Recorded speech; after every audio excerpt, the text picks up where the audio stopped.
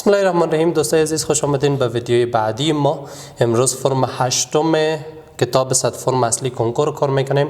فرم هشتم سوالات آسانش را میمونم بر خودتان. سوالی که بسیار جنجالی است یا در حد متوسط است یا هر چیزی که من فکر میکنم که نسبتا جنجالی خود بود همون را کار خود کردم. سوال اول از فرم میگه که f مساوی ساین دای بر 3x گفته که ناحیه تعریف پیدا کنید. ناحیه تعریف یعنی دومین و ناحیه قیمت ها یا ناحیه تصاویر اگر پرسان میشه ناحیه یعنی کدومین. دومین تمام قیمتی که به جای x شما وضع کرده میتونین. در این سوال به جای x هر قیمت وضع شده میتونه. از منفی لیتنی تا مثبت لیتنی هر عدد رو شما میتونین وضع کنید. اینمی دومین میشه. کدومین بس از خود گپ داره که ساین قیمت های کدومینش یعنی تصاویرش یا حل ساین همیشه بین منفی یک مثبت یک میباشه. از خود رف x بس بین منفی یک مثبت یک قیمت میگیره. اما x از منفی لیتنی تا مثبت لیتنی. یا تو نره که تابع تانجانت کوتانجانت سیکنت کوسیکنت اونا به خاطر از اینکه تابع کسری هستن مخرج دارن و مخرج چون صفر ممکن است شوه از او خاطر در اونا شما راسن نمیتونن باید از منفی لیتنی تا مثبت لیتنی دومین است قیمتی که مخرج صفر میکنن به طور ازش تفریق کنه. سوال دوم را خودتون کار میکنین. سوال سوم را ما کار میکنم. سوال سوم میگه که چقدر سرصدای زیاد شده f x مساوی است با 13x به توان 11 جمع 13. در این تابع گفته انترول تناقض پیدا کنین. سعی کنین تمام تابعی که به شکل x به نمای n می باشه، x به نمای یک عدد تام می باشه، مثلا 1 2 3 4 5 6 7 گراف های کلیشون بسیار ساده است. x به توان 1 گراف بسیار آسان داره اینطور یک خط. x به توان 2 پارابول. x به توان 3 اینطور یک منحنی است. x به توان 4 باز پارابول. x به توان 5 اینطور یک منحنی. x به توان 6 پارابول. x به توان 7 باز اینطور یک منحنی. یعنی توانای تا کلش یک رقم گراف دارن به جز از x به توان 1. اگر x به توان 1 هم تقریبا همطور یک گراف داره یعنی همطور یک چیز است فقط انحناهایش را نداره خط مستقیم است. دیگه توانای جفت کلیشون گرافشون شکل پارابولیک می داشته باشه. نظر به این میتونیم بگوییم که x به توان 11 هم گرافش یک منحنی خود بود اینطور یک شکل و این گراف را شما میبینین همیشه به طرف بالا روان است پس همیشه متزاید است. همچنان شما این سوال میتونین از طریق مشتق کار کنین چون بسیار جنجالی است. من از طریق کار نکردم. 11 ضرب 13 میشه 143 x به توان 11 کم x به توان 10 مشتق عدد ثابت صفر رو نشته نمیکنیم. x به توان 10 رو نشته میکنیم که 143 x به توان 5 کل مربع باز x به توان 5 را تعویض میکنیم مثلا به شکل یو میگیریم اون میشه 143 یو مربع باز دلتایش تشکیل میدین. دلتا میشه b مربع منفی 4 سی دلتا صفر مبریا. دلتا صفر برآمد به جز از منفی b بر 2 با کل قیمت اشاره ضریب مربعش را داره یا ضریب a را داره. اون یو مربع ضریبش مثبت است از خود به تمام قیمت اشاره مثبت داره یعنی گراف همیشه مثبت است. مثبت مشتق اول که باشه می باشه این گراف نه مشتق اول همیشه مثبت است. مشتق اول که مثبت باشه همیشه ای به این معنی است که گراف همیشه متزاید است چون مثبت متزاید معنی میده یعنی اصلا انتروال تناقض نداره. سوال پنجم میگه که جوره مرتب دو لنه 4 به توان k کاما 20 یک جوره مرتب است مساوی است همراه جوره مرتب 1 و 20. جورای مرتب که مساوی باشن به این معنی قیمت y که قیمت y مساوی است و قیمت x که قیمت x. قیمت x اینجا 2 لانه 4 به توان x است 4 به توان k است میشه کار ضریب بریم 2k ضرب لانه 4 مساوی به 1 شوه. قیمت k از ما خود اینجا پرسان شده قیمت k را گفته پیدا کنین. ها 2 را و لانه 4 رو میبریم k مساوی میشه به 1 بر اینو ضرب هستن در تقسیم تبدیل میشن 2 ضرب لانه 4. یک بار جواب رو ببینیم. این 2 را در توان بالا برده 1 بر لانه 4 مربع یا 1 بر لانه 4 به توان 2 چند میشه 16. باز قاعده لن ای می باشه او را که در صورت لوگاریتمش نوشته کنیم. فعلا لوگاریتم 16 با قاعده ای است میشه لوگاریتم ای به قاعده 16. سوال ششم پرسان کرده که لوگاریتم 3.1 متوالی بر 0.2 متوالی در این لوگاریتم کرکتریستیک حساب کنین. اول یک کمک عدد لوگاریتمی خود را ساده می‌سازیم. لوگاریتم 3.1 متوالی میشه نوشته کنیم 31 منفی چیزی که متوالی نیست 3 تقسیم یک خانه متوالی دارم به جای یک خانه اشاری متوالی نو گرفته میشه. بر 0.2 دو منفی چیزی که متوالی نیست 0 تقسیم یک عدد متوالی دارم یک خانه اشاری متوالی به جای از اون نو. یک در میان نو کت نو من خلاص میمونه لوگاریتم 3.1 که 31 که 3 را کم کنیم میمونه 28 بر در مخرج 2 منفی 0 2 است 28 بر 2 14. این حال چون عدد لوگاریتمی ما خود دو رقم داره است دو رقم یک کمتر کرکتریستیک می باشه خیلی کرکتریستیک مساوی است بعض دو رقم یکی کمتر یک. سوال هفتم در ارتباط سوال سیوم است. این سوال تقریبا این سوال یک کم متفاوت است. سوال است که fx مساوی است 13x به توان 7 مثبت 13. گفته که انتروال متزاید چه پیدا کنین.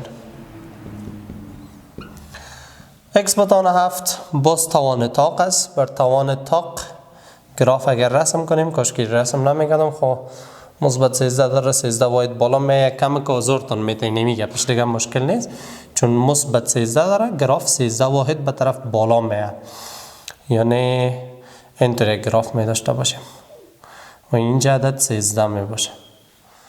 خب انترال متزاید خواسته گراف از شروع از منفی لیتین تا به مثبت لیتین از اول تا به آخر به طرف بالا روان است به این معنی که متزاید است یعنی به تمام قیمت متزاید است و دیگه x به توان 13 بود و هم توانش تا قاین گراف و جا انترال متناقص خواسته بود که انترال تناقص نداشت بخاطر همیشه گراف متزاید است. سوال بعدی که به نظر من کم بر بعض شاگردان یک کم جنجال خود بود سوال 11 است. در این سوال پرسان شده که طول قوس منحنی x مساوی به 3 را در انتروال y بین 1 و 5 پیدا کنید. طول قوس از خود فرمول داره. فرمول طول قوس میشه به پی تی نشان بدیم و قوس را میشه انتگرال a تا به b سرحدهای خود انتروالش از جذر اگر نظر به x بود یک جمع y زبر مربع اگر نظر به y بود یک جمع x زبر مربع چون انتروال از جنس y داده خیلی نظر به y انتگرال میگیرم خیلی یک جمع x زبر مربع x زبر یعنی مشتق x چون x عدد ثابت است مشتق عدد ثابت میشه 0 خیلی x زبر که 0 باشه میشه انتگرال a تا به b ممتوم 1 تا به 5 از جذر یک جمع 0 مربع نظر به y 0 مربع 0 از جمع 1 1 جذر 1 هم 1 از خیلی خلاصه انتگرال 1 تا 5 1 نظر به y میمونه. انتگرال عدد ثابت یا 1 اگر نظر به x می بود 1 x میشد نظر به y 1 y میشه از 1 تا 5 باشه این حال 5 قیمت میمونی 1 ضرب 5 5 منفی 1 ضرب 1 1 5 منفی 1 هم میشه 4 حل آخری 4 است. سوال بعدی که کمه ضرورت به تشریحات خود داشت سوال 16 است. در این سوال گفته که y مساوی به کوساین 2 پای جمع پای بر 3 گفته که طول قوس از نمی تابع را در انتروال 0 تا به 20 x بین 0 و 20 محاسبه کنید. باز طول قوس مثل پیشتر آره انتگرال میگیریم از a تا به b از جذر یک جمع این دفعه y زبر مربع باش که y به توان 12 نخوانینش y زبر مربع dx نظر به x این طول قوس خودش. خب کوساین 2 پای جمع پای بر 3 ضرورت به محاسبهش نداریم به خاطر که یک عدد ثابت است x دیش هیچ وجود ندارد ما مشتق عدد ثابت 0 میشه یعنی y زبر خیلی 0 میشه به جای از 0 بنم 0 مرا 0 جذر 1 هم 1 فقط بیشتر وره انتگرال a تا به b یعنی 0 تا به 20 از dx میمونه. انتگرال 1 نظر به x را انتگرال بگیرین میشه x از 0 تا به 20 اول 20 وضع میکنیم منفی با 0 وضع میکنیم 20 منفی 0 20 است. سوال بعدی کار میکنیم سوال 18 است. در این سوال میگه که یک منفی کوساین 2a بر یک مثبت کوساین 2a خودش فرمول هم است که باید داشته باشین. اگر نمیشه هیچ مشکل نیست، قیمت کوساین 2 رو طور نشون میکنیم که 1 از بین بره. باید همطور. یا اگر مثلا بر فکر نمیرسید که چه قسم کوساین 2 نشون کنیم که 1 از بین بره، 1 را ساین مربع جمع کوساین مربع نشون کو، کوساین 2 را کوساین مربع منفی ساین مربع، حتما چیزی که میخواستیم اون چیز از بین خاطر رفت و 1 حتما از جای گم خاطر شد. خب فعلا ما فرمولش نشته میکنم. کوساین 2 را اگر 2 کوساین مربع منفی 1 نشون کنم، یعنی منفی که از منفی 1 ضرب میشه مثبت 1 میشه، 1 خلاص نمیشه. از اون خاطر 1 منفی 2 ساین مربع ای نشون میکنم. کوساین 2 1 منفی 2 ساین مربع ای بر 1 مثبت کوساین 2 اینجا اگر 1 منفی 2 ساین مربع نشون کنم، 1 جمع 1 از بین نمیرن. از اون خاطر 2 کوساین مربع ای منفی 1 نشون میکنم که منفی 1 که از مثبت 1 خلاص شد، بالای دفعه علامه منفی داخل ضرب کنیم، یکش باشه منفی ضرب مثبت 1 منفی 1 منفی ضرب منفی 2 ساین مربع ای مثبت 2 ساین مربع ای میشه بر 2 کوساین مربع خودش.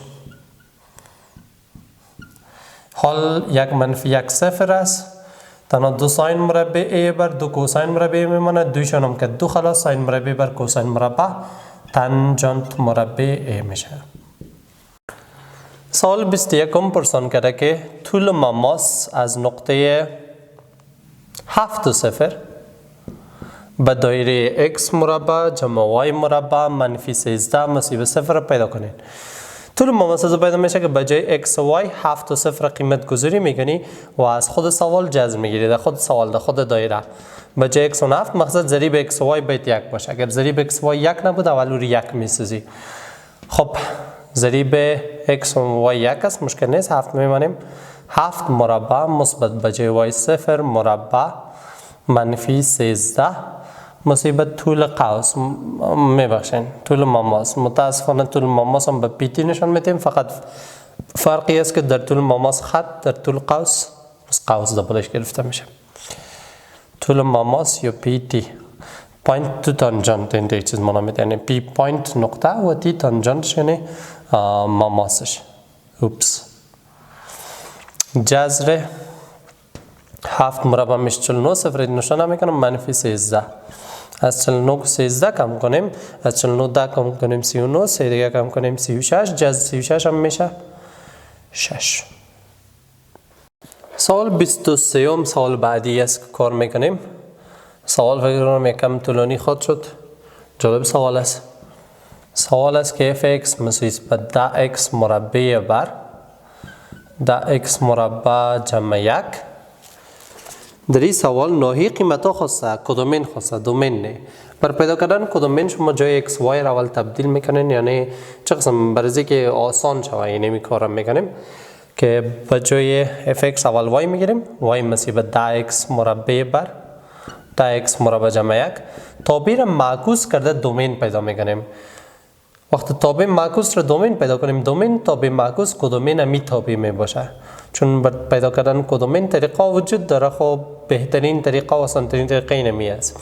خیلی جای x y تبدیل، x مساوی میشه به 10y مربع بر 10y مربع جمع 1. به جای x ها y گرفتیم، به جای y x گرفتیم، به خاطر که تابع معکوس شود. بعد از اینکه کار انجام دادیم، حال طرفین وسط میکنم قیمت y رو پیدا کنم.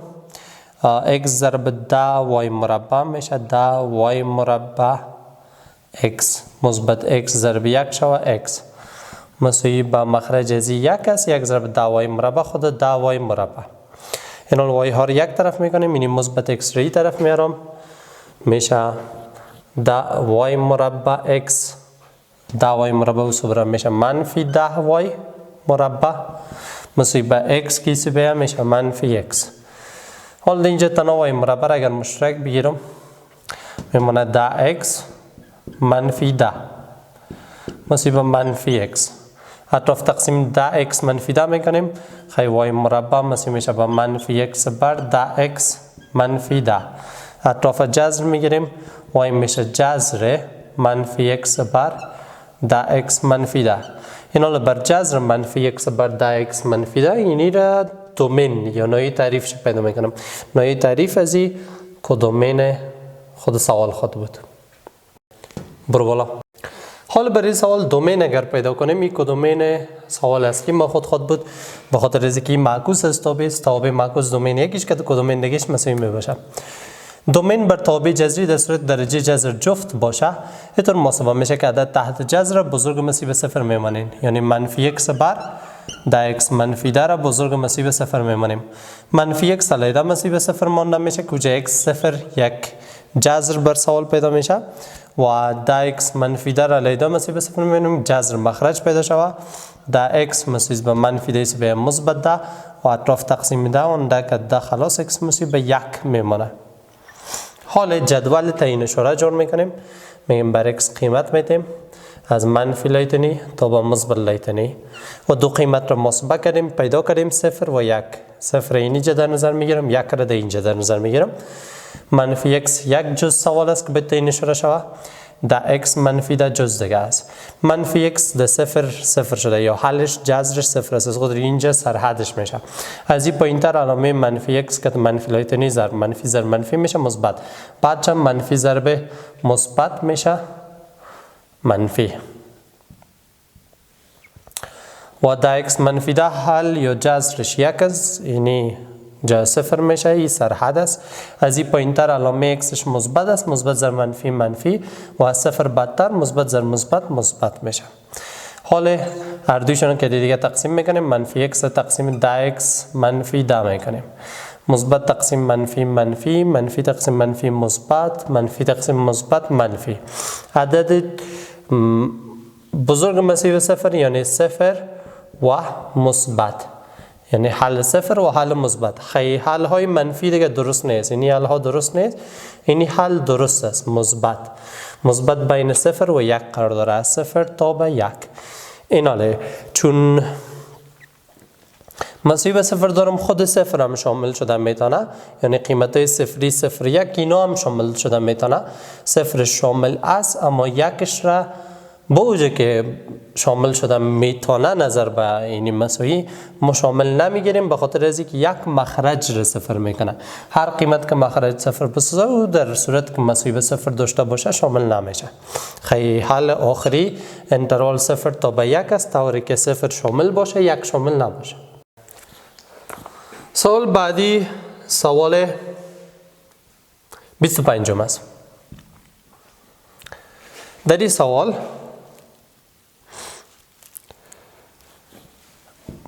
یک عدد مختلط x زائد مساوی به x جمع y i داریم. گفته که قیمت مطلقه یا طول زائد منفی 2 رو پیدا کنیم. اول خود زائد منفی 2 رو پیدا میکنیم. زی منفی 2 طور پیدا میشه که خود اینمی سوال یعنی x مثبت y i منفی 2 زی است یا منفی 2. این حال منفی 2 چون عدد حقی است که قسمت حقی سوال یک جمع میشه، یعنی زی منفی 2 مساوی به x منفی 2 جمع y i، یعنی ضریب حقیقیش است، ضریب موهومیش است. این حال طول وقت میخواین حساب کنین از جذر مربع ضریب هایش پیدا میشه. یک ضریبش x منفی 2 x منفی 2 مربع جمع ضریب دیگهش است y مربع. سوال بعدی سوال 29 است که در این سوال میگه که x جمع ساین پای بر 4 کل مربع بر 800 جمع ما ببینیم چی خواست ساین المرکزیت هر بد بالای که در صورت است بر 900 مساوی به 1. عین المرکزیت پرسان شده در بین از 800 و 900. 800 چون کوچک از b مربع میشه، 900 چون بزرگ است a مربع. برای عین المرکزیت هم از b مربع a مربع استفاده میتونیم، هم از میتونیم که c را پیدا کنیم از روی c بر a حساب کنیم. من c پیدا میکنم، c مربع میشه که 800 و 900 اینه میده تا کلانش منفی خوردش علامه وسط جمع است، اون منفی میگیری 900 منفی 800. c مربع میشه به 900 منفی 800 100 جذر بگیریم، جذر سی مربع سی جذر 100 مبرای 10. عین المرکزیت سی بر a است، سی است و 10 a است چون a مربع 900 است، خود a جذر 900 جذر 900 سی میشه، جذر 900 است جذر 2 0 1 0 0 که 0 قرار است. عین المرکزیت 1 بر 3. سوال 31 لیمیت x تقرب به طرف لایتنی از جذر x بر جذر سیوم x است. شکل لایتنی بر لایتنی میگیره، بلندترین توان پیدا میکنین. اینجا جذر x یعنی x به توان 1 بر 2، جذر سیوم x یعنی x به توان 1 بر 3. از بین 1 بر 2 1 بر 3 1 بر 2 بزرگتر است نسبت به 1 بر 3. خیلی بلندترین توان که در صورت باشه حل میشه لایتنی. سوال 38